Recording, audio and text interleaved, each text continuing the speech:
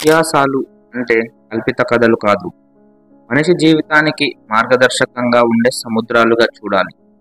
భారతీయ ఇతిహాసంలో మహాభారతం మరియు రామాయణం వంటి ఇతిహాసాలు కేవలం పూర్వకాల కథలు కాకుండా నేటి మనిషికి మార్గనిర్దేశం చేసే నిత్య వేదాలు. ఈ ఇతిహాసాల నుంచి అత్యంత ప్రసిద్ధమైన కథలు మాత్రమే కాకుండా చెప్పబడని లేదా మరుగునపడని కథలు కూడా ఉన్నాయి. ఆ గ్రంథాల లోతైన విలువల్ని మరింత అర్థమయ్యేలా చేస్తాయి. ఈ కథలు నమ్మకం, ధైర్యం, ధర్మం మరియు బాధ్యతలపై మనకున్న గొప్ప పాఠాలను అందిస్తాయి. మరింత ముఖ్యంగా ఇవి మనం ఈ కాలంలో ఎదుర్కొంటున్న నైతిక సందిగ్ధతల పరిష్కారానికి ఓ కాంతి వంటివి. So dear channel content supporters, video చాలా ఇంట్రెస్టింగ్గా ఉండబోతుంది. సో మీరు వీడియోని చివరి వరకు చూసి వీటిలో మీకు ఏ కథ నచ్చింది అనే విషయాన్ని నాకు కామెంట్లో చెప్పండి.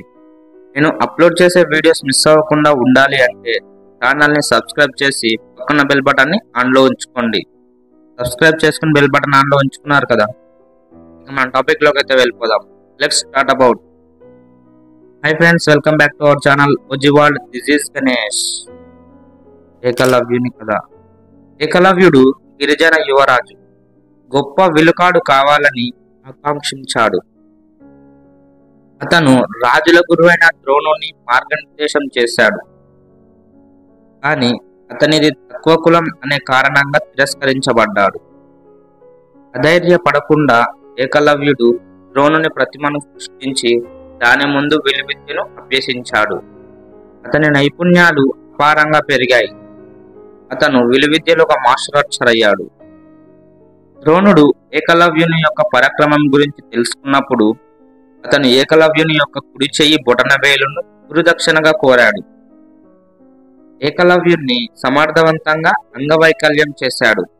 ఈ కథ కులం, అంకిత భావం మరియు ఆశయం యొక్క ధారను హైలైట్ చేస్తుంది.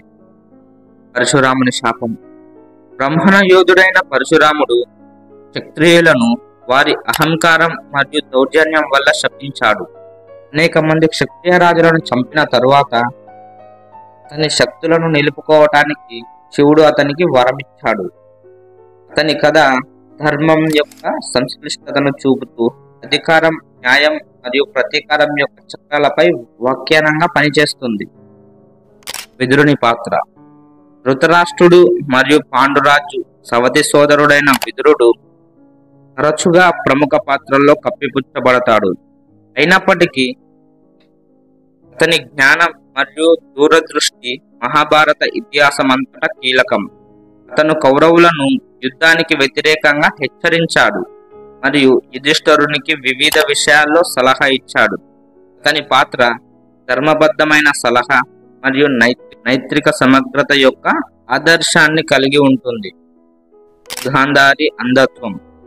ధృతరాష్ట్రుని భార్య అయిన గాంధారి తన భర్త అంధత్వాన్ని పంచుకోవడానికి జీవితాంతం కళ్ళకు గంతలు కట్టుకుంది. ఈ త్యాగం తరచుగా విస్మరించబడుతుంది. ఆమె అంచలంచలమైన విధేయత మరియు ఆమె అనుభవించిన మానసిక క్షోభ, వైవాహిక విధి మరియు వ్యక్తిగత త్యాగం యొక్క సంక్లిష్టతను హైలైట్ చేస్తుంది. రామాయణం నుండి అన్టోల్డ్ స్టోరీస్. శబల కథ. శబల అనేది వశిష్ఠ ఋషికి సహాయం చేసిన దివ్య గోవు. రామాయణంలో కొన్ని వెర్షన్స్ లో సీతను రక్షించాలనే తపనతో రామలక్ష్మణులను యుద్ధభూమికి తీసుకెళ్లడంలో ఆమె ముఖ్యమైన పాత్ర వహిస్తుంది. ఆమె కథ విధేయత మరియు సేవ యొక్క ప్రాముఖ్యతను నొక్కి చెబుతుంది. తరచుగా ప్రముఖ పాత్రలచే కప్పివేయబడుతుంది. సీత యొక్క ట్రయల్స్. రావణుడు సీతను అపహరించిన సమయంలో సీత యొక్క విచారణలు వాల్మీకి ఆశ్రమంలో ఆమె తదుపరి పరీక్షలను తరచుగా సరళీకృతం చేస్తారు.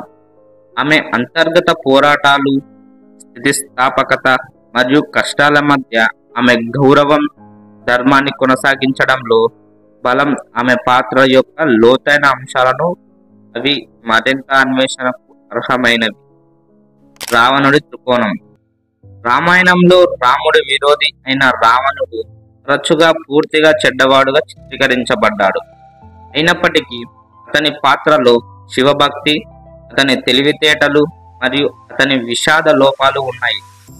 అతని ప్రేరణలు రాముడితో అతని సంఘర్షణకు దారి తీసిన పరిస్థితులను అన్వేషించడం ఇతిహాసం గురించి మరింత సూక్ష్మమైన అవగాహనలు అందిస్తుంది.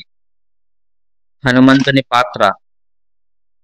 హనుమంతుడు రామాయణంలో హీరోగా జరుగుతున్నప్పుడు అతని నేపథ్యం మరియు రాముని పట్ల అతని భక్తి యొక్క లోతు తరచుగా తక్కువగా అన్వేషించబడతాయి. వినయపూర్వకమైన కోతి నుండి దైవిక మూర్తి వరకు అతని స్వీయ ఆవిష్కరణ ప్రయాణం భక్తి, విధేయత మరియు విశ్వాసం యొక్క శక్తిని వివరిస్తుంది. సో ఈ చెప్పని కథలు మనకు తెలియజేస్తున్న సందేశం స్పష్టమైంది. మన జీవితం ఎప్పుడు నేటితో ముగియదు. అది పూర్వజన్మల నుండి పోషించబడుతున్న విలువలపై ఆధారపడుతుంది. మహాభారతం మరియు రామాయణం వంటి ఇతిహాసాలు మనకు నైతిక ప్రామాణికాలను, బాధ్యతలను మరియు ధైర్యాన్ని చాటి చెబుతున్నాయి. ఈ కథల నుంచి మనం సాధించాల్సిందల్లా స్ఫూర్తి, కష్టాలను ఎదుర్కొనే దృఢ నిశ్చయంతో జీవితంలో ముందుకు సాగటం.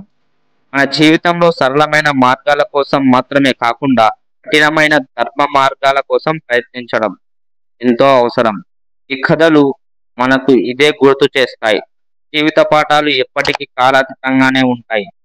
మన లైఫ్లో ఇంప్లిమెంట్ చేయడానికి అవి మనకున్న అలవాట్లకు ఆపోజిట్ డైరెక్షన్లో ఉంటాయి.